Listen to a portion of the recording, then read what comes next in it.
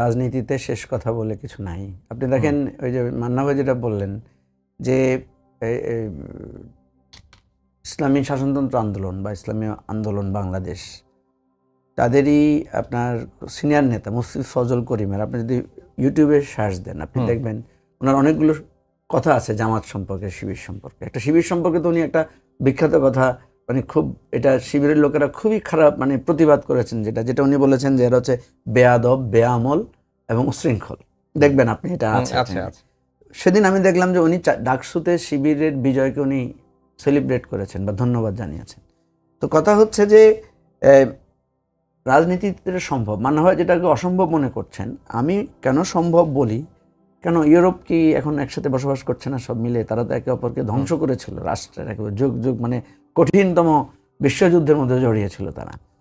এখন কালকেই যদি ধরেন একটা, অনেকে বলে যে ধরেন মানে মানে হয় যেরকম যদি বলেছে, আমিও অনেকটা একদম যদি বলি, ধরেন যদি এরকম হয় যে বিএনপি বাদের সকল রাজনৈতিক দল এক হয়ে যায় বিএনপির বিরুদ্ধে, তখন এমনও তো হতে পারে বিএনপি আওয়ামী লীগের একটা মানে মিত্রতা জোট তৈরি হতে পারে।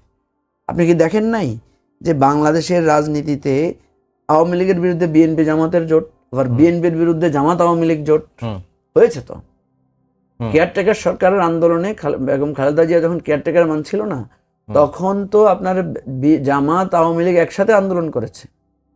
এরশাদের বিরুদ্ধে তো বিএনপি, জামাত, 5 দল 7 দল সবাই যুগপৎভাবে আন্দোলন করেছে। তো সুতরাং আমি যেটা মনে করি, ওনারা নিজেদের স্বার্থে এক হতে পারবেন, তো রাষ্ট্রের সাথে এক হতে পারবেন কিনা সেটা প্রশ্ন। সেটা আমি মান্নাবের সাথে একমত।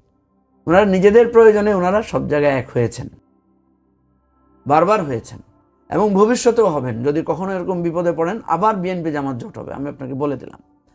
কিন্তু দেশের স্বার্থে যদি আজকে জোটটা হতো তারা, তাহলে যেটা হতো আমাদের আজকে অনিশ্চয়তা থাকতো না। আমরা ফেব্রুয়ারিতে নির্বাচনের মানে অনিশ্চয়তার জায়গাটা কেটে যেত।